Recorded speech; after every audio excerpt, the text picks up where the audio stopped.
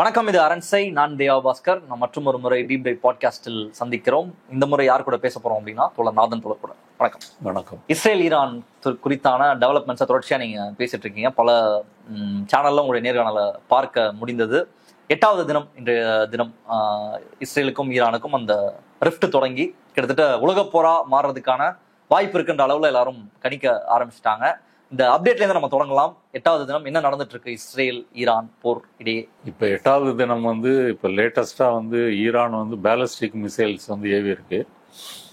அது ஒரு குடியிருப்பு பகுதியில் விழுந்திருக்கு அப்படின்ற மாதிரி தகவல் வந்திருக்குது. இஸ்ரேலை பொறுத்த வரைக்கும் 3 வான் பாதுகாப்பு அமைப்புகள் வச்சிருக்கிறாங்க. அது அயன்டோம்ல இருந்து ஏரோ அப்படின்னு சொல்லி, அப்புறம் இன்னொன்று 3ல் அயன்டோம் குறுகிய தூர ஏவுகணைகள், அடுத்தது நடுத்தர ஏவுகணைகள், அப்புறம் தொலைதூர ஏவுகணைகள். இதை தடுக்கக்கூடிய ஏர் டிஃபென்ஸ் சிஸ்டம் வச்சிருக்கிறாங்க. ஆட்டோமேட்டிக்கா அது தடுத்துரும். ஆமா, அது மிசைல் ஏர்லேருந்து வரும்போதே இதை கணிச்சு அடிச்சிடும், ரேடாரில் பார்த்துட்டு அடிச்சிடும். ஆனால் அதையும் மீறி ஈரானுடைய ஏவுகணைகள் இஸ்ரேலை தாக்கி இருக்குது. உயிரிழப்பை பொறுத்த வரைக்கும் ஈரானில் கிட்டத்தட்ட 228 பேர் இறந்துருக்காங்க. அதில் கணிசமானோர் பொதுமக்கள், பெண்கள், குழந்தைகள் இருக்கிறாங்க. 9 சயின்டிஸ்ட்டு, சில முக்கியமான இராணுவ தளபதிகள், இவங்கெல்லாம் கடந்த வெள்ளிக்கிழமையிலேயே கொல்லப்பட்டிருக்கிறாங்க. இஸ்ரேலை பொறுத்த வரைக்கும் 24 பேர் கொல்லப்பட்டிருக்கிறாங்க. இஸ்ரேல் பொதுவாக தன்னுடைய பாதிப்பு செய்திகள் வெளியிடுறதில்ல. மீடியாவுக்கு ரெஸ்ட்ரிக்ஷன் இருக்குது. சில படங்கள் எடுத்த ஃபோட்டோகிராஃபர்ஸ் கைது பண்ணியிருக்கிறாங்க. அதை வெளியிடாமல் தடுக்கிற வகையில் அவங்க வச்சுருக்கிறாங்க. ஈரான் உள்ளது உள்ளபடி என்ன நடந்திருக்குதோ அதை வெளியே சொல்லுகிறது. இதுதான் 8ஆம் தேதி அப்டேட்டு. இதில் முக்கியமான விஷயம் என்ன அப்படின்னு சொன்னால், ஈரான் அணு ஆயுதத்தை தயாரிக்கின்ற ஒரு நிலைமைக்கு நெருக்கத்தில் வந்துருச்சு. கிட்டத்தட்ட 60% செறிவூட்டப்பட்ட யுரேனியம் அவங்க வச்சுருக்காங்க. அது 90ஆக மாறும்போது நியூக்ளியர் வார்ஹெட்டாக மாறும். அது சில மாதங்கள் ஆகும், சில நாட்கள் ஆகும். அதுக்குள்ளே ஈரானை முடிக்கணும் அப்படின்றது இஸ்ரேலுடைய நோக்கமாக அவங்க சொல்லியிருக்காங்க. இரண்டாவதாக, ஈரானில் இருக்கக்கூடிய அணுசக்தி மையங்கள், அது பல இடங்களில் இருக்குது, அதை தகர்க்கணும். அதற்கு அடுத்தபடியாக இராணுவ தளங்கள், முக்கியமாக இந்த ஏவுகணைகளை தயாரிக்கின்ற தொழிற்சாலைகள், ஏவுகின்ற இடங்கள், இதை கொல்லணும். மூன்றாவது, முக்கியமான இராணுவ தளபதிகள், இதெல்லாம் கொல்லணும். இப்போ இராணுவ தளபதிகளையும் தாண்டி ஈரானுடைய சுப்ரீம் லீடர் அயத்தல்லா அலி கோமேனி, அவரை நாங்கள் கொல்ல போகிறோம். அவரை கொன்று விட்டால் இந்த பிரச்சனை முடிவுக்கு வந்துடும். இப்போ நெதன்யாகு ஈரானிய மக்களுக்கு இங்கிலீஷில் ஒரு வீடியோ பேசியிருக்கிறாரு. விரைவிலேயே உங்கள் ஆட்சி தூக்கி எறியப்படும், உங்களுக்கு சுதந்திரம் கிடைக்கும், நீங்கள் பழையபடி நீங்கள் சுதந்திரமாக வாழலாம். அப்போது ஒரு ஆட்சி கவிழ்ப்பு திட்டத்தை நோக்கியும் இஸ்ரேல் போகுது. இதில் அமெரிக்கா என்ன நிலைப்பாடு எடுக்க போகுது அப்படின்றது ஒரு முக்கியமான கேள்வி.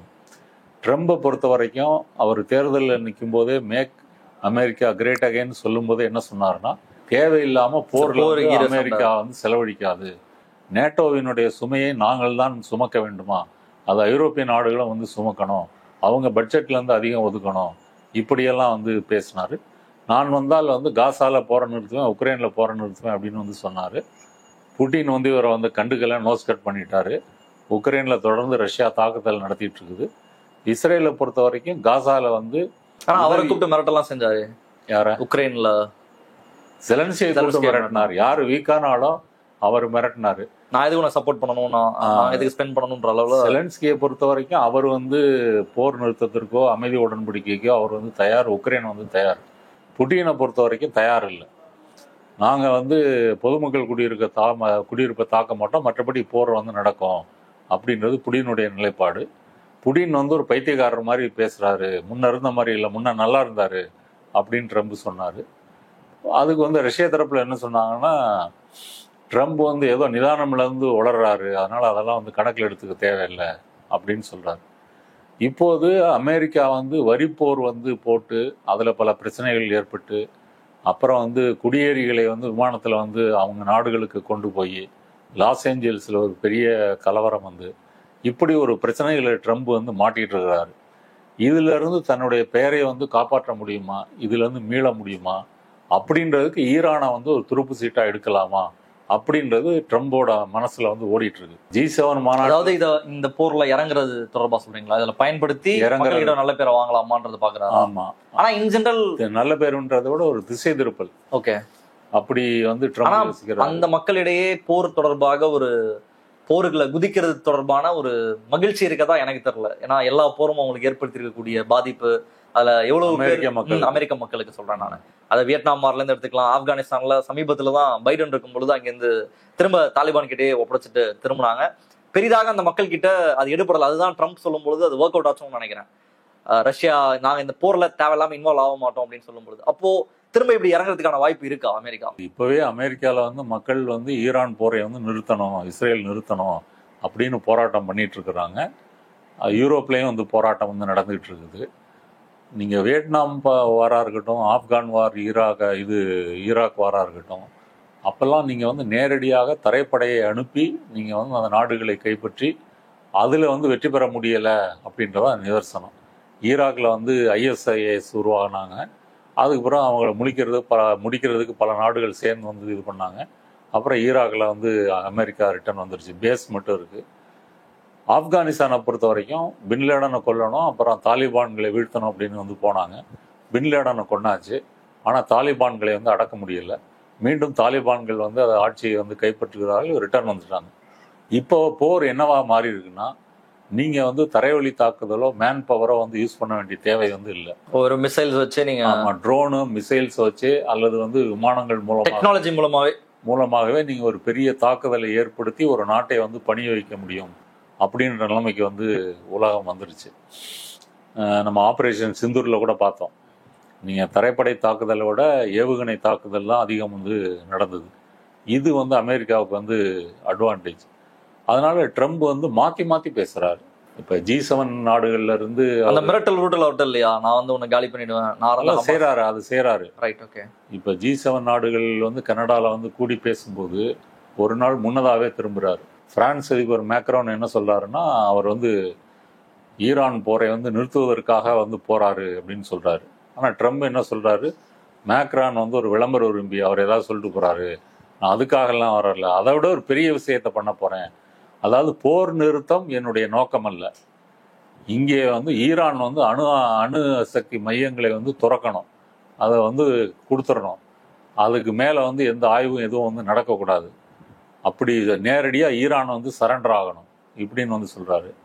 அமெரிக்கா வந்து போரில் கலந்து கொள்ளுமா கலந்து கொள்ளாதா அப்படின்னு கேட்குற கேள்விக்கு அது நான் செய்வேன்னு சொல்ல முடியாது, செய்யலேன்னு சொல்ல முடியாது, கொஞ்சம் பொறுத்துருங்க அப்படின்ற மாதிரி சொல்றாரு.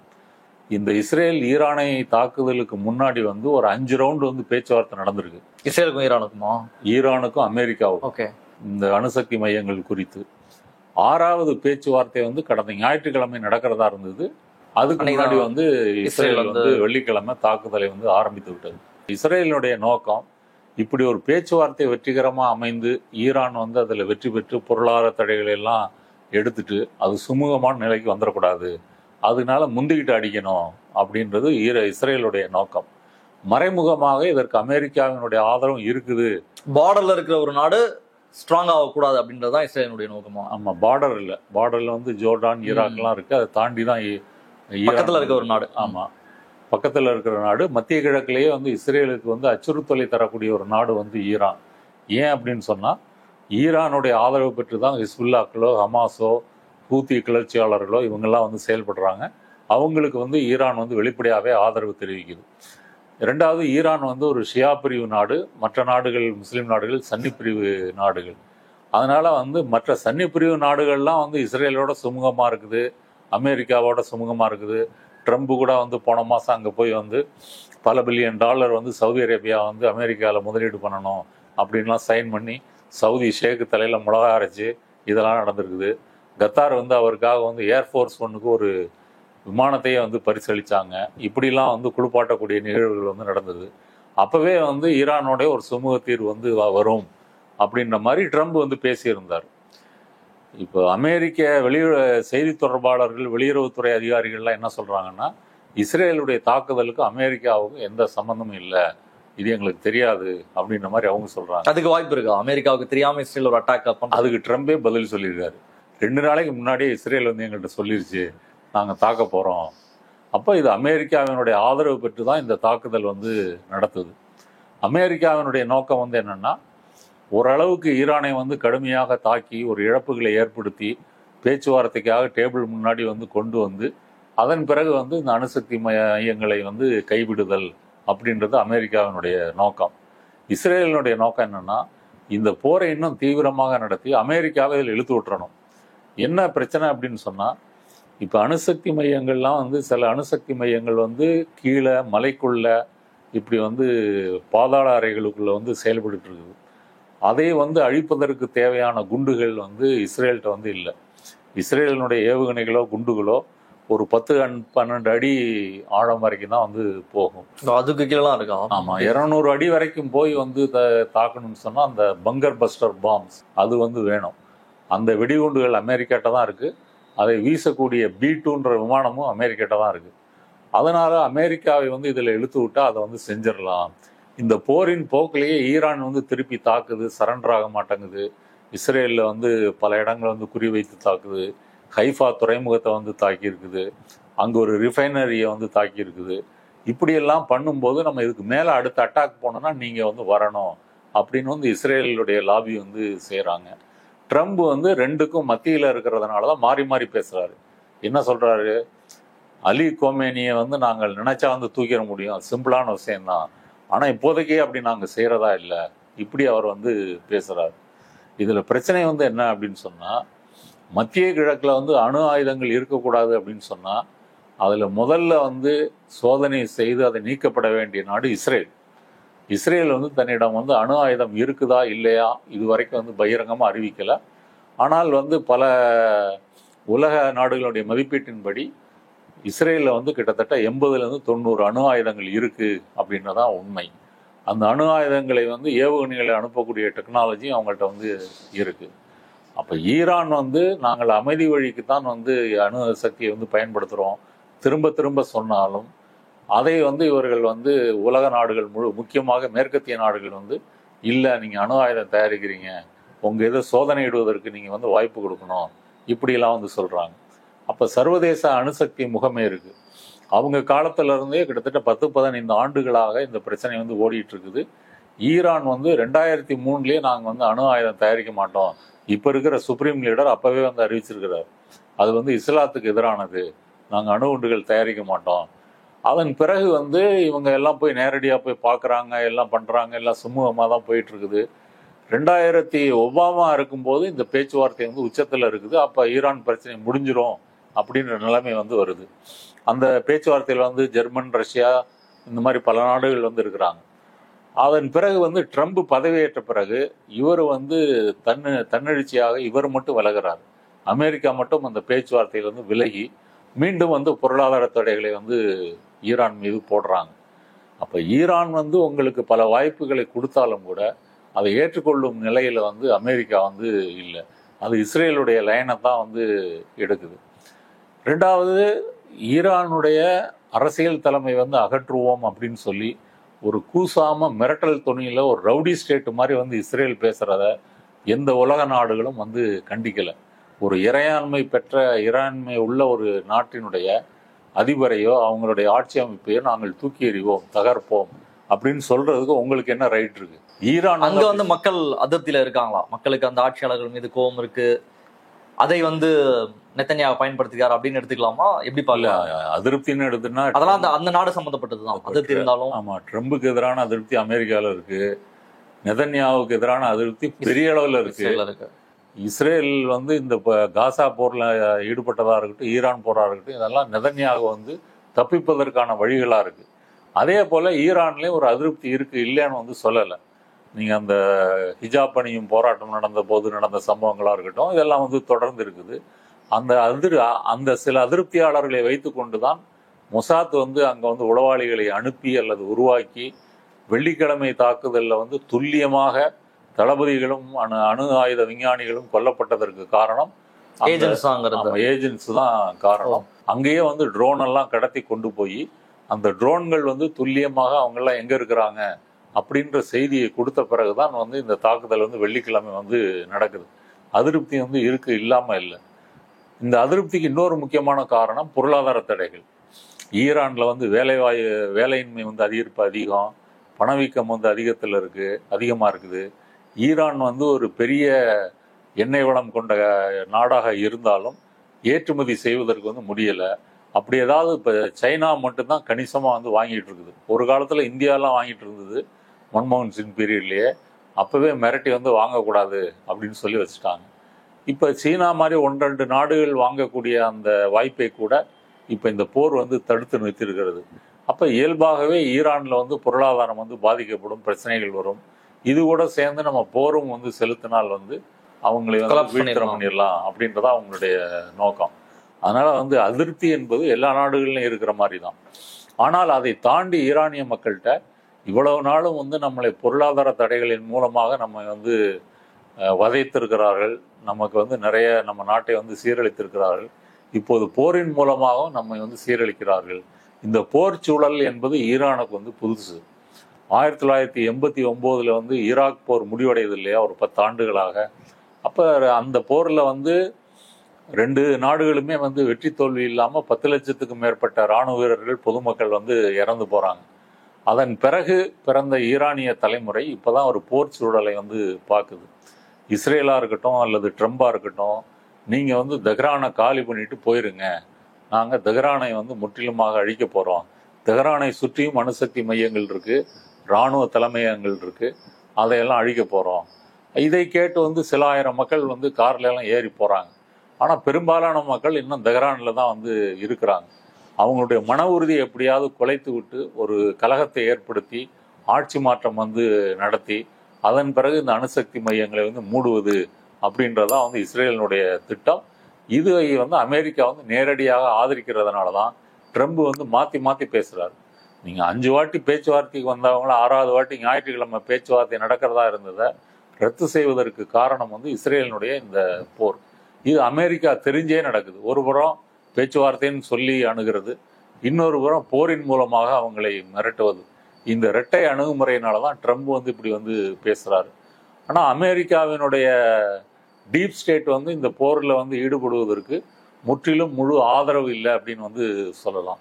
இதில் அவங்க எதையும் வந்து பெற போகிறதில்ல. இல்லை, அவங்களுடைய ஆயுதங்கள் அதிகமாக பயன்படுத்தப்படும். அங்கே அமெரிக்காவினுடைய ஆயுத வியாபாரிகளுடைய எந்த போர் நடந்தாலும் அமெரிக்க ஆயுத வியாபாரிகள் வந்து அதில் பலன் தான் பெறுவாங்க. அதனால தான் இந்த போர்கள்லாம் நடத்தப்படுது அப்படின்ற ஒரு. இந்த போரை பொறுத்த வரைக்கும் அமெரிக்காவுக்கு செலவு தான். இஸ்ரேலுக்கு வந்து அவர்கள் வந்து நிதியுதவியும் கொடுக்குறாங்க, ஆயுதங்களும் கொடுக்குறாங்க. இது இப்போன்னு இல்லை, போர் இல்லாத போதே அவங்க வந்து இந்த உதவிகள் கொடுத்துட்ருக்குறாங்க. இஸ்ரேலை பொறுத்த வரைக்கும் காசா போர் ஆரம்பித்த பிறகும் சரி, இப்போ ஈரான் போர் ஆரம்பித்த பிறகும் சரி, பல லட்சம் கோடிகளை வந்து இஸ்ரேல் வந்து இழந்திருக்கிறது. ரெண்டாவது, நீங்கள் வெஸ்ட் பேங்க்லேருந்து தொழிலாளிகள் நிறைய போய் இஸ்ரேலில் வேலை செஞ்சுட்டு இருந்தாங்க.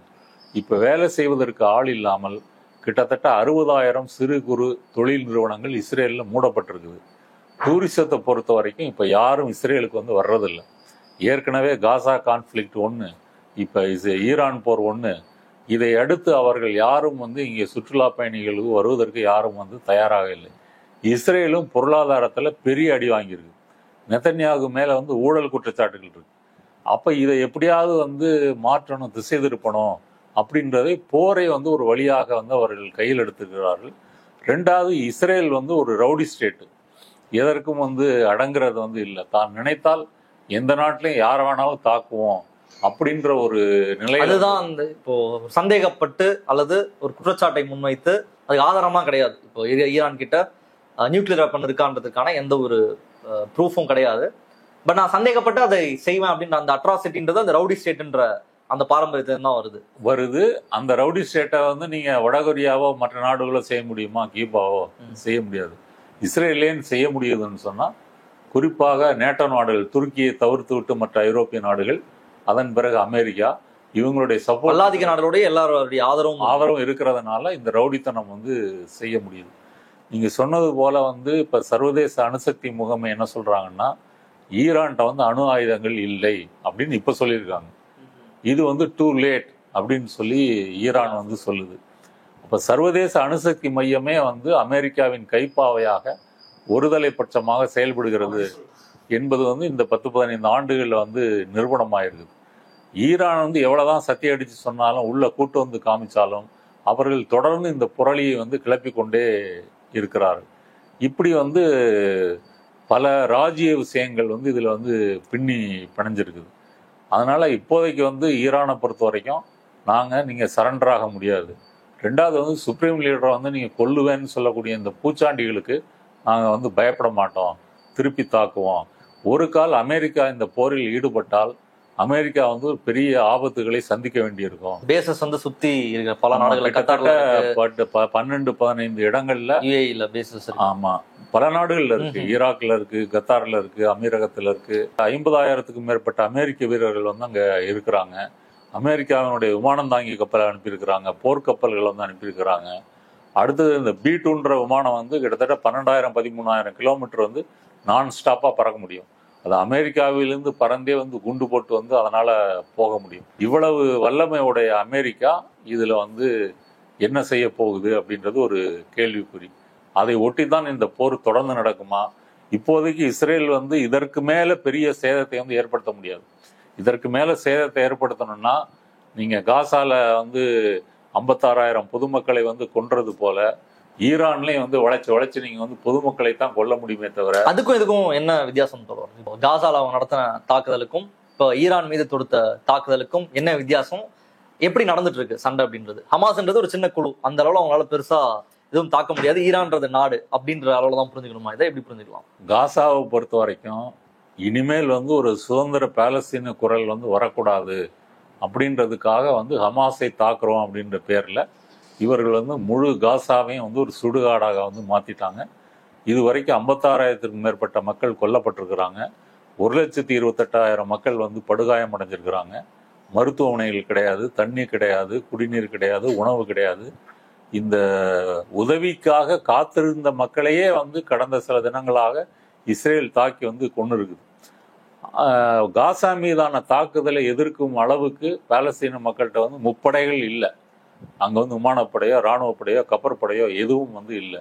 ஹமாஸ்ட இருக்கிறது அந்த ஹோம்மேட் ராக்கெட்ஸ், சில வீரர்கள். இவ்வளவு இருந்தும் வந்து ஹமாஸ் இன்னும் தாக்கு பிடிச்சிட்டு இருக்குது. இஸ்ரேலை வந்து தொடர்ந்து அங்க சண்டை போட்டுக்கிட்டு இருக்குது. இஸ்ரேலை பொறுத்த வரைக்கும் டெய்லி வந்து அந்த கொல்ற எண்ணிக்கையை வந்து காசாவினுடைய சுகாதார அமைச்சகம் வந்து அறிவிச்சுக்கிட்டே இருக்கு. இதன் மூலம் வந்து மக்கள் டயர்டாகி ஹமாஸையும் வந்து வெறுத்துட்டு என்னமோ பண்ணிங்கப்பா, எங்க உயிர் போகுது, நான் ஏதோ வாழ்றோம், எங்க போக சொல்றிய போறோம், அப்படி ஒரு நிலைமைக்கு தள்ளி அவங்கள வந்து எஜிப்டுக்கோ ஜோர்டானுக்கோ அனுப்பிட்டு முற்றிலும் இதை வந்து நம்ம கண்ட்ரோலில் கொண்டு வந்துடணும். இப்போ வெஸ்ட் பேங்கை பொறுத்த வரைக்கும் ஏற்கனவே சட்டவிரோத யூத குடியேற்றங்கள் வந்து அதிகம், நிறைய இடத்த வந்து ஆக்கிரமிச்சிட்டாங்க. வெஸ்ட் பேங்க் என்பது ஒரு வளமான மண், விவசாயமாக இருக்கட்டும், அதை வந்து யூத குடியேறிகள் வந்து ஆரம்பிச்சிட்டாங்க. இப்போ இந்த போர் நடந்துகிட்டு இருக்கும்போது புதிய புதிய யூத குடியேற்றங்களை வந்து இஸ்ரேல் வந்து அறிவிக்குது. இப்படியே தொடர்ந்து போயிட்டு இருந்தா எதிர்காலத்தில் வந்து பாலஸ்தீன மக்களுக்கு வந்து ஒரு சுதந்திர நாடு அப்படின்னு சொல்லிக் கொள்வதற்கு ஒரு இடமே இல்லை அப்படின்ற நிலைமையை நோக்கி வந்து கொண்டு போயிட்டு இருக்குது. அதனால வந்து காசா வந்து தொடர்ந்து கண்காணிப்பில் வச்சிருக்கணும். வெஸ்ட் பேங்க்ல இருக்கக்கூடிய பாலஸ்தீன் மக்களுடைய நிலங்களை, சொத்துக்களை வந்து கைப்பற்றணும். இது வந்து நோக்கம். இதை தொடர்ந்து வந்து செஞ்சிட்டு இருக்கிறாங்க. காசாவில் வந்து போர் நிறுத்தம் வேணும்னு சொல்லி ஐநா சபை வந்து தீர்மானம் நிறைவேற்றுகிறது. 149 நாடுகள் வந்து ஆதரிக்குது. அப்பவும் வந்து இஸ்ரேல் அதற்கு செவி சாய்ப்பதாக இல்லை. இல்லை அமெரிக்காவினுடைய ஒரு பேக்கப். அந்த தீர்மானத்தில் இந்தியா வந்து புறக்கணிச்சிட்டு போகுது. இந்தியா வந்து அந்த போர் நிறுத்த ஒப்பந்தத்திற்கு ஆதரிச்சிருக்கணும், ஆனால் புறக்கணிச்சிட்டு வாக்கெடுப்பை புறக்கணிக்கிறாங்க. என்ன காரணம்னு சொன்னால் இஸ்ரேலோட இராணுவ மற்றும் வலதுசாரி கருத்து ரீதியான ஒரு உறவு மோடி அரசுக்கு இருக்கிறதுனால அவங்க அப்படி போயிட்டு இருக்கிறாங்க. இது வந்து காசாவை பற்றி. ஈரானை பொறுத்த வரைக்கும் அது ஒரு பெரிய நாடு. இதுல இன்னொரு முக்கியமான விஷயம், காசால வந்து அவங்க தாக்குதல் நடத்தின ஹமாஸ் வந்து ஒரு முதல் தாக்குதலை நடத்திய பிறகு பெரிய அளவுல ஹமாஸால திரும்ப அவங்களை தாக்க முடியல தானே. பட் இங்க பொறுத்த வரைக்கும், ஈரானை பொறுத்த வரைக்கும் திரும்ப பதிலடி கொடுத்துட்டே இருக்காங்க. டேமேஜ் ரொம்ப இன்டென்ஸா கொடுத்துட்டு இருக்கிறாங்க. இப்ப இஸ்ரேலுடைய மக்கள் தொகை 90 லட்சம் அப்படின்னு சொன்னா ஈரானுடைய மக்கள் தொகை சுமார் 9 கோடி. ஒரு பெரிய நாடு, பல வளங்கள், எண்ணெய் வளங்கள், எரிவாயு, இது எல்லாம் கொண்ட நாடு. அதனால வந்து ஈரானையும் காசாவையும் வந்து ஒப்பிட முடியாது. ஈரானை வந்து ஒரு நாடாக இருப்பது மட்டுமல்ல, பாலஸ்தீனுடைய விடுதலைக்கு வந்து தொடர்ந்து குரல் கொடுக்கக்கூடிய ஒரு நாடாகவும் ஈரான் வந்து இருக்குது. மற்ற வளைகுடா நாடுகள்லாம் ஆப்ரஹாம் அக்கார்டு மூலமாக இஸ்ரேல் பக்கம் வந்து ஸ்டேட்டா ஒத்துக்கிட்டாங்க. சுமூகமான உறவை நோக்கி போயிட்டு இருக்கும்போது ஈரான் மட்டும் தொடர்ந்து பாலஸ்தீனத்துக்காக குரல் கொடுக்குது. இஸ்ரேலையுமே வந்து ஆக்குபைட் பாலஸ்தீன் தான் சொல்லுவாங்க. ஈரானுடைய அந்த ஸ்டேட்மெண்ட் இஸ்ரேல் வந்து ஒரு நாடாவே இன்னும் அங்கீகரிக்கவே ஆக்குபைட் பாலஸ்தீன் அப்படின்னு தான் சொல்லிட்டு இருக்காங்க. ஆமா, இந்த காரணங்கள்னால வந்து அமெரிக்காவும் இஸ்ரேலும் சரி ஈரானை வந்து தங்களுடைய எதிரி நாடுகளா அவங்க வந்து பார்க்குறாங்க. பாகிஸ்தான் எப்படி அணு ஆயுதம் வந்து உருவாக்கி ஒரு அணு ஆயுத நாடுகள் வரிசையில் சேர்ந்துருச்சோ, ஈரானும் அப்படி வந்து சேர்ந்துடக்கூடாது. சேர்ந்துட்டா அப்படின்னு சொன்னால் வளைகுடாவை நம்ம கண்ட்ரோலில் வச்சிருக்க முடியாது. இப்போ வளைகுடாவில் வந்து பல நாடுகள் வந்து அமெரிக்க இராணுவ தளங்களை வந்து வைத்திருப்பதற்கு காரணம் வந்து சதாம் ஹுசேன் காலத்திலிருந்து அமெரிக்க இராணுவம் இருந்தால் தான் நமக்கு சேஃப்டி அப்படின்ற ஒரு மனப்பான்மைக்கு அவங்க வந்து வந்துட்டாங்க. ஈரானும் அப்படி ஒரு அணு ஆயுதங்களை தயாரித்து விட்டால் நம்ம வந்து அதற்கு பதில் கொடுக்க முடியாது, சவுதி அரேபியா போட்டிக்கு வந்து ஆரம்பிக்கும், இப்படிப்பட்ட பிரச்சனைகள்லாம் இருக்குதுன்னு சொல்லி தான் வந்து அமெரிக்கா அவங்கள கன்வின்ஸ் பண்ணி இந்த இராணுவ தளங்களை வந்து வைத்திருக்கிறது. அப்போ வளைகுடாவை மத்திய கிழக்கை வந்து தன்னுடைய கண்ட்ரோலில் வச்சிருக்கணும். எண்ணெய் வர்த்தகம் என்பது தனது அனுமதியின் பேரில் தன்னோட செல்வாக்கின் கீழே வந்து நடக்கணும். அதை மீறி ஏதாவது ஒரு நாடு நடந்தால் அந்த நாட்டை வந்து அழிக்க வேணும். இப்போ ஈராக்கை வந்து கிட்டத்தட்ட நிர்மூலமாகிட்டாங்க. ஆப்கானிஸ்தானை அதே போல் செஞ்சுருக்கிறாங்க. சிரியாலேயும் வந்து ஆட்சி மாற்றம் நடந்து ஆசாத் வந்து ரஷ்யாவுக்கு வந்து ஓடிட்டாரு. லெபனானில் வந்து ஹிஸ்புல்லாக்களை வந்து அந்த பேஜர்கள் வாக்கி டாக்கிகள் மூலம் வெடிக்க வச்சு பலரை கொன்று அவங்களையும் வந்து ஒடுக்கி வடக்கு புறமாக வந்து அனுப்பிட்டாங்க. இப்படி எல்லாத்தையும் வந்து முடித்து விட்ட பிறகு வளைகுடா என்பது வந்து அமெரிக்கா இஸ்ரேலினுடைய ஆட்சி தான் நடக்கும் அப்படின்ற ஒரு நிலைமைக்கு வந்து வந்திருக்குது. இதில் வந்து கடைசி காய் வந்து ஈரான் மட்டும்தான் இப்போ சோலோவாக இவர்களை எதிர்க்கக்கூடிய ஒரு நாடாக இருக்குது. இந்த இடைக்காலங்களில் ஈரான் என்ன செஞ்சிருக்குதுன்னு சொன்னா, ஈரானுடைய இந்த ஸ்டாண்ட் வந்து எப்போதுமே இதே மாதிரி தான் இருந்திருக்கு, அமெரிக்காவுக்கு எதிராக தான் இருந்திருக்கா.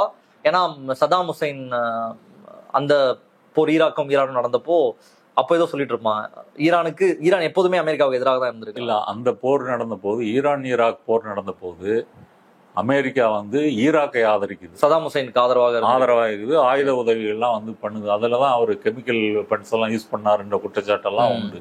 அப்படி ஆதரிப்பதற்கு என்ன காரணம்னா 1979 நடந்த அந்த ஈரானிய ஆட்சி மாற்றம், மன்னர் ஷாவை துரத்தி விட்டு இவங்க அப்ப இருந்த ஐயத்துல்லா கோமேனி, இப்ப இருக்கிறவர் ஐயத்துல்லா காமேனி, அவர் ஐயத்துல்லா கோமேனி, அவர் வந்து ஆட்சியை வந்து கைப்பற்றுகிறார், வெளிநாட்டிலேருந்து வந்து கைப்பற்றுகிறார்.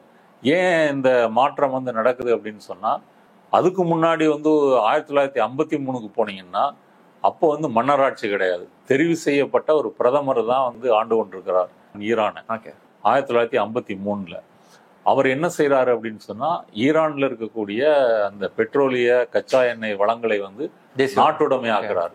இது வந்து பிரிட்டிஷ் பெட்ரோலியம் கம்பெனிக்கு வந்து ஒரு பெரிய அடியா இருக்குது.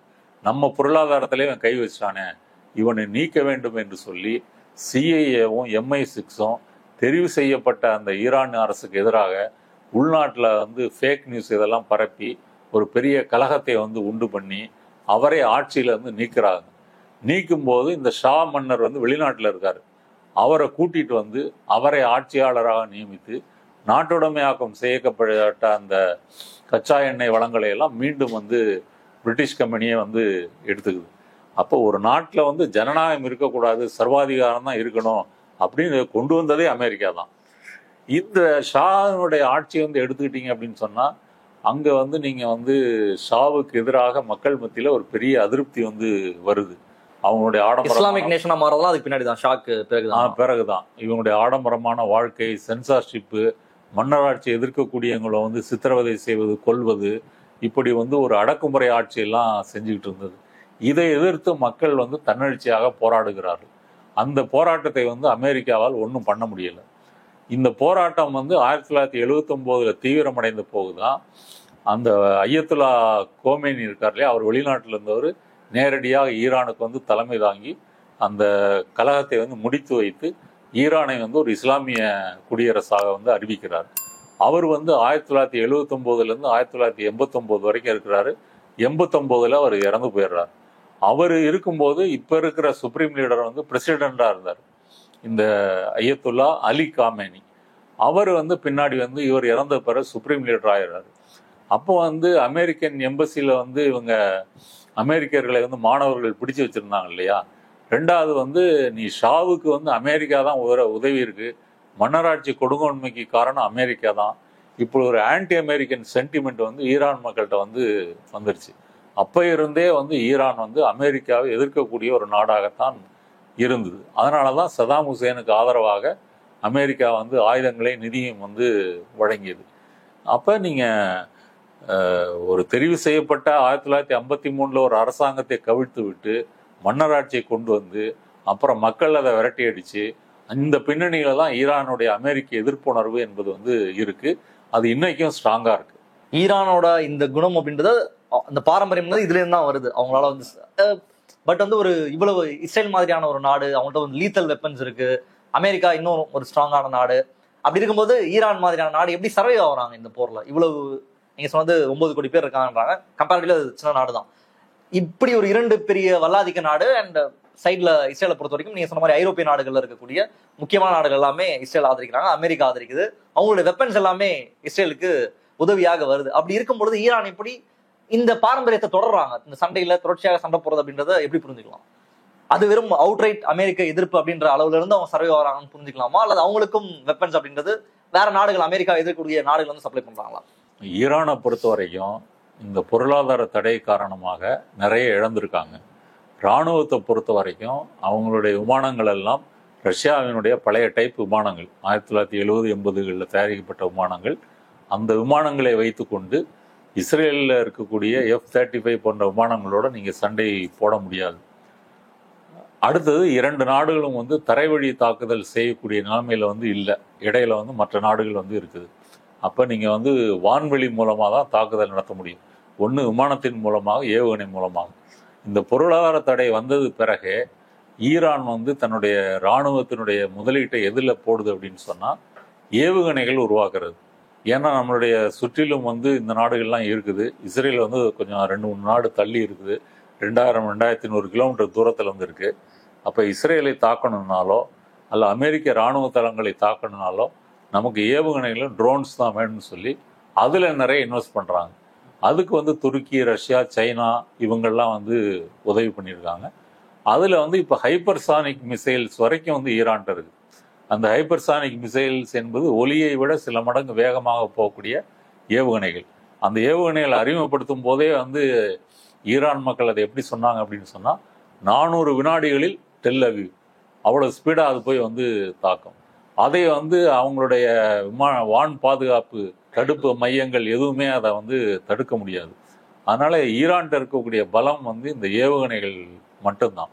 இந்த ஏவுகணைகள் முயற்சிக்கு இந்த நாடுகள்லாம் அமெரிக்க எதிர்ப்பு நாடுகள் வந்து உதவி பண்ணியிருக்கிறாங்க.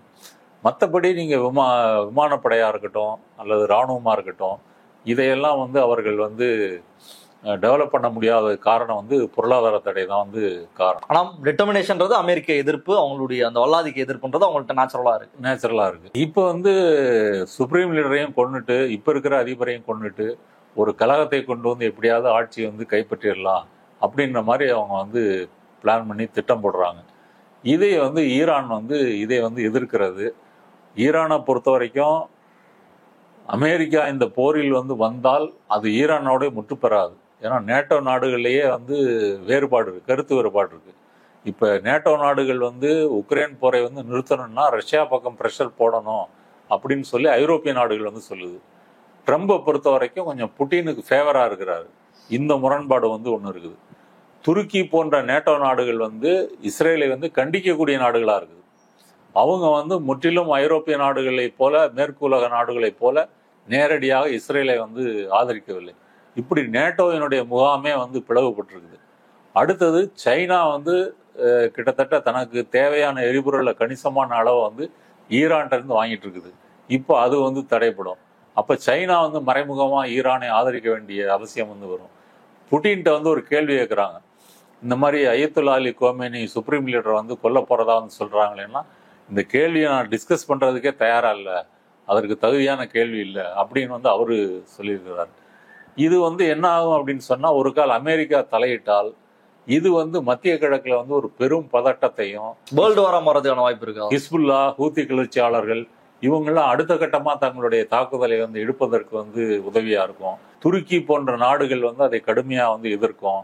மறைமுகமாக வந்து ஆயுதங்கள் வந்து கொடுப்பதற்கு வந்து முயற்சி பண்ணும். அப்போ நேட்டோ முகாம் வந்து கொலையும். இதன் போக்கில் வந்து அது உலக போரா இல்லைன்னாலும் ஒரு பெரும் பதட்டத்தை வந்து மத்திய கிழக்குல வந்து கொண்டு வருவதற்கான வாய்ப்பு வந்து அமெரிக்கா தலையிட்டா சைனா ரஷ்யா கண்டிப்பா உள்ள வந்துருவாங்க அப்படின்றதுதான் எல்லாருமே ஸ்பெக்டேட் பண்ணக்கூடிய விஷயமா இருக்கு. அப்படி இருக்கும்போது வேர்ல்டு வாரா மாறதுக்கான ஸ்கோப் தானே ஜாஸ்தியா இருக்கு. இன்னைக்கு ஹவுதி அல்லது ஹிஸ்புல்லா, ஹமாஸ் இவங்க அங்க இருக்கக்கூடிய கிளர்ச்சியாளர்கள் அவங்க எப்ப வேணா தாக்குவாங்க, அது வந்து எக்ஸ்பெக்டட் தான். பட் ரஷ்யா உள்ள வரதோ சைனா உள்ள வரதோ அப்படின்றது இந்த வாரம் வந்து இன்னொரு கட்டத்துக்கு எஸ்கலேட் பண்றதுக்கான எல்லா ஸ்கோப்புமே இருக்கு. அவங்களுடைய அமெரிக்க எதிர்ப்பு அப்படின்றதுக்கும் ஒரு பாரம்பரியம் அப்படின்றது இருக்கு. அப்போ டெஃபினட்டா இது மூன்றாம் உலக போரை நோக்கி போகுது அப்படின்ற கணிப்பும் ரொம்ப வலுவா எல்லாரும் முன்வைக்கிறாங்க. அந்த அளவுக்கு போறதுக்கான வாய்ப்பு இருக்கா? அந்த அளவுக்கு போறதுக்கான வாய்ப்பு ரொம்ப கம்மி. ஏன் அப்படின்னு சொன்னா, ரஷ்யா வந்து ஏற்கனவே உக்ரைன் போரில் வந்து மாட்டிக்கிட்டு ஆயிரக்கணக்கான வீரர்களை இழந்து அங்க வந்து லாக் ஆயிருக்கு. சைனாவை பொறுத்த வரைக்கும் வந்து பிசினஸ் தான் முக்கியம். அதனால வந்து அவங்க வந்து நேரடியா வந்து ஒரு போரில் வந்து ஈடுபடுவதற்கான வாய்ப்புகள் வந்து ரொம்ப குறைவு. அதனால வந்து இது மத்திய கிழக்குல ஒரு பெரும் பதட்டத்தை கொண்டு வரும். மற்ற முஸ்லிம் நாடுகள், வளைகுடா நாடுகளுக்கு வந்து ஒரு ப்ரெஷர் வரும். அங்க இருக்கக்கூடிய அமெரிக்க தளங்களை வந்து அமெரிக்க வீரர்கள் வந்து வித்ட்ரா பண்ணணும்னு சொல்லி கல்ஃப்ல வந்து மக்கள் வந்து பெரிய போராட்டத்தை நடத்துவதற்கு வந்து வாய்ப்பு இருக்கிறது. அது வந்து ஷேக்குகளுக்கு மன்னராட்சி கொண்டு கல்ஃபை பொறுத்த வரைக்கும் அரசுகள் வந்து அமெரிக்காவுக்கு ஃபேவரா இருந்தாலும் மக்கள் வந்து அதை எதிர்க்கிறதுக்கு வாய்ப்பு இருக்கு. எப்படி நம்மளால போட்டு அடிச்சுக்கிட்டு இருக்கான், நீங்களும் வந்து அமெரிக்க ராணுவ தளத்தை அனுமதிச்சுட்டு சப்போர்ட் பண்ணிட்டு இருக்கிறீங்க. அப்போ வளைகுடாவினுடைய ஷேக்குகள், மன்னராட்சி வம்சம், இதற்கு ஒரு ஆபத்து ஏற்பட்டால் அதில் ஒரு பெரிய பாதிப்பு யாருக்குன்னா அமெரிக்காவுக்கு தான். இங்கெல்லாம் வந்து ஜனநாயகம் வரக்கூடாது, டெமோக்ரஸின்னு வரக்கூடாது, வராமல் இருந்தால் மட்டும்தான் மத்திய கிழக்கு நம்முடைய கண்ட்ரோலில் இருக்கும் அப்படின்றது அமெரிக்காவினுடைய மேற்குலக நாடுகளுடைய கணிப்பு. அதை வந்து தகர்க்கிற மாதிரி இந்த சூழல் வந்து மாறிச்சுன்னா அது அமெரிக்காவுக்கும் மேற்குலக நாடுகளுக்கும் ஒரு செட்பேக்காக இருக்கும். அந்த வகையில் வந்து பார்த்தீங்க அப்படின்னு சொன்னால் மத்திய கிழக்கு முழுவதும் வந்து மக்கள் போராட்டங்களும் கலகங்களும் புரட்சிகளும் இப்படி நடப்பதற்கு வந்து வாய்ப்பு இருக்குது. இதை வந்து சவுதி அரேபியாவோ, அமீரகமோ, கத்தாரோ, அமெரிக்காவோ அல்லது வந்து ஓமனோ இந்த நாடுகள் வந்து விரும்பாது. அவங்க வந்து ப்ரெஷர் போடுவாங்க. இதையெல்லாம் கவனத்தில் கொண்டுதான் அமெரிக்கா வந்து 2 வாரத்தில் நாங்கள் இதில் இந்த போரில் பங்கேற்கிறோமா இல்லையான்றதை சொல்கிறோம் அப்படின்னு ட்ரம்ப் சொல்வதற்கு காரணம் இப்படிப்பட்ட ஒரு சூழல் வந்து இருக்குது. இந்த சூழலை வந்து டீப் ஸ்டேட், அமெரிக்காவினுடைய டீப் ஸ்டேட் வந்து விரும்பாது. அவங்க வந்து இதை முடிச்சுக்க தான் பார்ப்பாங்க.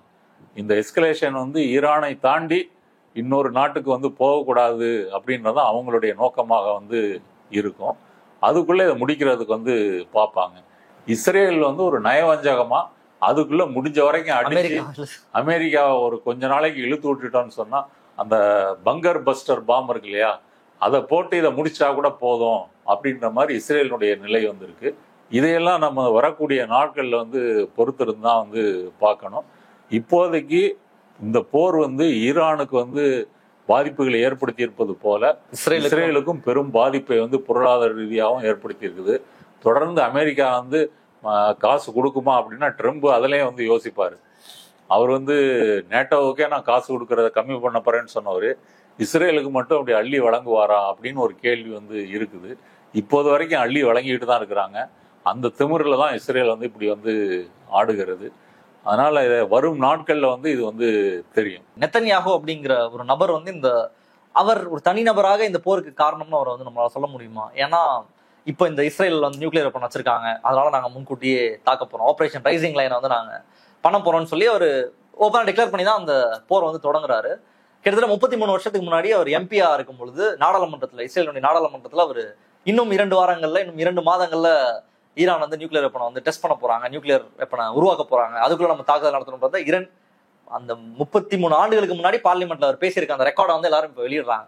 அப்போ ஒரு தொடர்ச்சியாக எல்லா காலகட்டத்திலையும் இதை வந்து சொல்லிட்டே இருக்கு. இப்போ நம்ம ஊர்ல வலதுசாரிகள்லாம் வந்து இதை பண்ண போறாங்க, அதை பண்ண போறாங்கன்னு சொல்லிட்டு இருப்பாங்களா, இந்த மாதிரி நெத்தன்யாகு 33 ஆண்டுகளாக சொல்லிட்டு இருக்காரு அப்படின்றத சொல்றாங்க. இவர் ஒரு முக்கியமான காரணம், இவர் இந்த சுப்ரீம் பொசிஷன்ல இருக்கிறது, இஸ்ரேலினுடைய அதிபராக இருப்பதுன்றது ஒரு முக்கியமான காரணம்ன்றத சுட்டி காட்டுறாங்க. அது குறித்து உங்களுடைய பார்வை என்ன? நெத்தன்யாகுன்ற ஒரு நபர், நெத்தன்யாகுக்கு வந்து ஆதரவு கொடுக்கக்கூடிய வலதுசாரி கட்சிகள் வந்து அதிகம். அவங்க நெத்தன்யாவோட பயங்கரமா பேசக்கூடியவங்க. அவங்க வந்து ஒரு பாலஸ்தீன குழந்தை கொன்னால் கூட வருங்கால ஒரு ஹமாஸை வந்து கொன்னுட்டோம் இப்படின்னு பேசக்கூடிய வக்கிரம் நிறைந்தவர்கள். அவர்களுடைய ஆதரவுல தான் நெத்தன்யாகு வந்து ஆண்டுகிட்டு இருக்கிறாரு. நெத்தன்யாகு பொறுத்த வரைக்கும் அவர் வந்து தனிநபராகவும் அப்படி இருக்கிறாரு. ரெண்டாவது, இஸ்ரேலினுடைய அந்த வலதுசாரி கொள்கைகள் இருக்கு இல்லையா, அந்த கட்சிகளிடையே வந்து வளைத்து அவங்களுடைய ஆதரவையும் பெற்றுக்கொண்டு செயல்படுறவராக இருக்கிறாரு. அவர் மேலே ஊழல் குற்றச்சாட்டுகள் வந்து இருக்குது. இப்ப நெதன்யாகு வந்து செய்வது என்பது வந்து இஸ்ரேலினுடைய ஸ்டேட் இருக்கு இல்லையா, அந்த ஸ்டேட்டுடைய ஒரு ஒருமித்த ஒரு வடிவமாக நெதன்யாகு வந்து பார்க்கணும். ஒரு கால் நெதன்யாகு பவர்ல இல்லாம வேற ஒருத்தர் வந்தாலும் இப்ப நடக்கக்கூடிய இந்த அட்டூழியங்கள், போர்கள், ஆக்கிரமிப்புகள் எல்லாம் அப்பவும் வந்து நடக்கும். ஆனா இவர் இந்த பொறுப்பை தக்க வைக்கிறதுக்கு தான் இந்த சண்டைகளை தொடர்ச்சியாக செஞ்சுட்டே இருக்காரு. இந்த சண்டைகள் நிற்கும் பட்சத்துல அவரும் தூக்கி வீசப்படுவார்ன்றதும் சொல்லப்படுது. ஆமா, நீங்க இப்ப காசா தாக்குதலுக்கு முன்னாடி வரைக்கும் நெதன்யா வந்து பதவி விலகணும்னு சொல்லி இஸ்ரேல வந்து மக்கள் வந்து பெரிய போராட்டங்கள் வந்து நடத்தியிருக்கிறாங்க. அந்த போராட்டங்கள்லாம் நடக்கும்போது தான் வந்து ஹமாஸ் வந்து அக்டோபர் 23 அந்த தாக்குதலை அக்டோபர் 7, 2023 அது வந்து நடத்துகிறது. அந்த தாக்குதலை மையமாக வைத்து தான் நெதன்யாகு வந்து தன்னுடைய அந்த போராட்டங்களை வந்து திசை மாற்றி கொண்டு நான் வந்து இஸ்ரேலை காப்பாற்ற போறேன்னு ஒரு அவதாரம் வந்து எடுத்தார். அதனால உள்நாட்டில் அவருக்கு வந்து அதிருப்தியும் எதிர்ப்பும் வந்து இருக்கு. இன்னமும் கூட அமெரிக்காவில் இருக்கக்கூடிய யூதர்கள்லாம் வந்து நேற்று கூட வந்து ஈரான் மீதான போர் வேண்டாம் அப்படின்னு சொல்லி அவங்கெல்லாம் போராட்டம் பண்ணியிருக்கிறாங்க. அதனால நெதன்யாவை பொறுத்த வரைக்கும் மக்கள்கிட்ட வந்து ஆதரவும் இருக்கு, எதிர்ப்பும் வந்து இருக்கு. இந்த ஆதரவு என்பது எப்படின்னு பார்த்தீங்க அப்படின்னு சொன்னா, நம்ம சங்க பரிவாரங்கள் RSS பிஜேபியினுடைய மனநிலை இருக்கு இல்லையா, அது வந்து இஸ்ரேலிய மக்கள்கிட்ட வந்து கணிசமா வந்து இருக்கு அப்படின்னு வந்து சொல்லலாம். அவங்க வந்து ரசிக்கிறாங்க. மிசைல் எல்லாம் கையெழுத்தெல்லாம் போட்டு குழந்தைலாம் கையெழுத்து போட்டு அனுப்பிச்சுட்டு அந்த மிசைல் எல்லாம் போச்சு பாலஸ்தீனுக்கு. அது போனது ஒண்ணு. ஈரான்ல வந்து அரசினுடைய தொலைக்காட்சி வானொலியை வந்து தகர்க்கிறாங்க. ஒரு பெண்ணு செய்தி வாசிக்கும் போது குண்டு விழுது, அவங்க பயந்து வந்து போறாங்க. கட்டிடம் தீப்பிடிச்சு எரிஞ்சிட்டு இருக்கும் போதே வெளியில இருக்கக்கூடிய ஒரு ரிப்போர்ட்டர் வந்து பயம் இல்லாம எங்களையெல்லாம் வந்து பாதுகாப்பா வெளியேற சொன்னா நாங்கள் கடமை செய்யறோம், தொடர்ந்து செய்திகளை வெளியிடுவோம் அப்படின்னு வந்து சொல்றாரு. இதை வந்து இஸ்ரேலில் இருக்கக்கூடிய இன்ஃப்ளூயன்சர் வந்து டிக்டாக் வீடியோவா போடுறாங்க. அந்த வீடியோக்கள்லாம் பார்த்தீங்கன்னா யாரோ ஒருத்தர் பேசிட்டு இருப்பாங்க, வெளியே எல்லாம் வந்து பறக்க உடனே தப்பிச்சு ஐயோ பயமா இருக்கு நான் ஓடிடுறேன். இப்படி ஒரு வக்கரமான மனநிலை வந்து இஸ்ரேலிய சமூகத்தில் வந்து இருக்குது. பாலஸ்தீன்ல இவ்வளவு 56,000 மக்களை வந்து கொண்டிருக்காங்க இல்லையா, கொன்ற பிறகும் கூட இதை வந்து கிண்டல் செய்து இந்த டிக்டாக் வீடியோக்கள்லாம் வந்து கணிசமா இருக்கு. அதனால இஸ்ரேலிய சமூகமே ஒரு வலதுசாரி, ஒரு பிற்போக்குத்தனமான, ஒரு இனவெறி பிடித்த சமூகமா இருக்கிறதுனால இங்க நம்ம நெதன்யாகு மட்டும் வந்து குற்றம் சொல்ல முடியாது. நெதன்யாகவும் சரி, அந்த நாடும் சரி, அந்த மக்களும் சரி அப்படித்தான் இருக்கிறாங்க. அங்க இருந்து ஒரு நியாயமான, ஒரு லிபரலான ஒரு குரல் வந்து வருதா அப்படின்னா எங்க தேடி பார்த்தாலும் நீங்க வந்து பார்க்க முடியாது. அதனால ரவுடி நாட்டை வந்து திருத்தணும்னு சொன்னா ஈரான் ஏதாவது அந்த ஹைப்பர்சானிக் மிசைல்லாம் விட்டு ஏவி ஒரு பாடம் கற்பித்தால் தான் அதை நிறுத்த முடியுமே தவிர, இஸ்ரேல் இருக்கிற வரைக்கும் வளைகுடா நாடுகள்ல ஒரு அமைதி என்பதே வந்து இருக்காதுங்க. இப்ப ஈரானை குற்றம் சொல்றாங்க, ஈரான் இருக்கிற வரைக்கும் வளைகுடா நாடுகள்ல வந்து அமைதி இருக்காதுன்னு. இல்லை, ஈரான் வந்து காரணம் இல்லை, இஸ்ரேல் தான் காரணம். நீங்க சொல்வதோடு பின்னாடி வந்து அது ஒரு உலக போரா ஏதாவது ஒரு ஆண்டோ ஒரு நாடோ வரும் அப்படின்னு சொன்னா அது முழு முதல் காரணம் வந்து இஸ்ரேலாகத்தான் இருக்கும் அப்படின்றது உண்மை. இப்ப ஈரானோட பாரம்பரியம் பத்தி நம்ம பேசணும். அது ரொம்ப முக்கியமான ஒரு விஷயம்ன்றது நீங்க தொடர்ச்சியா அதை எதிர்த்து இருக்குன்றத சொல்லியிருக்கீங்க. மற்ற வளைகுடா நாடுகள் இருக்கு, அந்த நாடுகள்லாம் ஏன் அமெரிக்காவை எதிர்க்கல, ஈரான் மட்டும் ஏன் அமெரிக்க எதிர்ப்புன்றதை வச்சிருக்காங்க? ஏன் அப்படின்னு சொன்னா 50கள் 60களில் வந்து இடதுசாரிகளே வளைகுடா நாடுகள்ல இருந்திருக்கிறாங்க, ஜனநாயகத்துக்காக போராடி இருக்காங்க. அவங்களெல்லாம் ஒடுக்கி விட்டு தான் இந்த ஷேக்குகள் வந்து மன்னராட்சிகள் வந்து வளைகுடா நாடுகளில் வந்து ஆட்சியை வந்து கைப்பற்றுகிறார்கள். அதை வந்து அமெரிக்கா வந்து சப்போர்ட் பண்ணுது. மத்திய கிழக்கினுடைய ஆயில் ரிசர்வை வந்து அமெரிக்கா கட்டுப்படுத்துவதற்கு இந்த ஜனநாயகமற்ற ஷேக்குகள் வந்து அவசியம். அதனால அவங்களை தொடர்ந்து வந்து ஆதரிக்குது. மற்ற நாடுகள் ஈரான்ல அப்படி இல்லையா? ஈரான்ல அப்படி ஷேக்குகள் அந்த மாதிரிலாம் இல்லையா? இல்லையே, ஈரான்ல வந்து அதிபருக்கு தேர்தல் பதவி நடக்குது, சுப்ரீம் லீடர் மட்டும்தான் அவர் நிரந்தரமா இருக்கிறாரு தவிர அதிபர், பிரதமர், வெளியுறவுத்துறை அமைச்சர் இவங்க எல்லாருமே வந்து பாராளுமன்றம் இருக்குது, அவங்க தெரிவு செய்யப்படுறாங்கல்ல.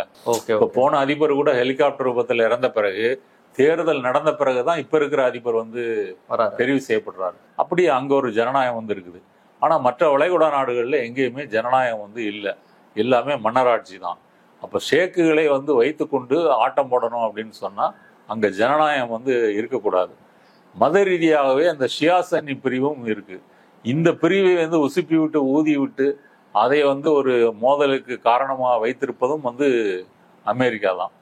இப்ப இந்த ஹூத்தி கிளர்ச்சியாளர்களை எதிர்த்து வந்து சில வருடங்களுக்கு முன்னாடி சவுதி, அமீரகம் இவங்கெல்லாம் வந்து ஒரு கூட்டு வான்படையை ஏற்படுத்தி அங்கே போய் தாக்குதல் வந்து நடத்தினாங்க. அப்போ வந்து ஏமனில் வந்து ஷியா பிரிவு கிளர்ச்சியாளர்கள் வந்து கைப்பற்றுறாங்க. அதை வந்து நம்ம சன்னி பிரிவு அரசாங்கத்தை காப்பாற்ற வேண்டும் என்பதற்காக அமெரிக்கா ஆரம்பத்தில் அது சப்போர்ட்லாம் பண்ணிச்சு. இதற்காகவே நிறைய ஆயுதங்களை எல்லாம் விற்பனை பண்ணியிருக்குது.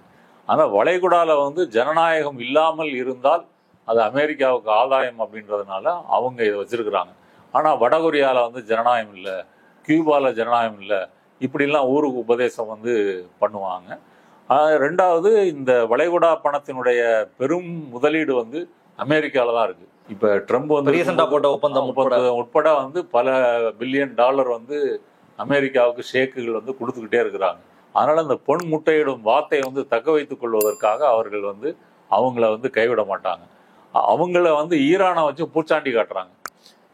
எப்படி வந்து சதாம் ஹுசேன் வந்து அமெரிக்காவை எதிர்த்த போது அவர் வந்து வளைகுடா நாடுகளுக்கு வந்து எதிராக போயிடுவார், குவைத்தெல்லாம் கைப்பற்றிட்டாரு, அவரை அடக்க ஒடுக்கணும்னா நீங்கள் வந்து எங்களை ஆதரிக்கணும்னு சொல்லி தான் இங்கே அமெரிக்க இராணுவ தளமே வந்தது, போரெல்லாம் வந்துச்சு.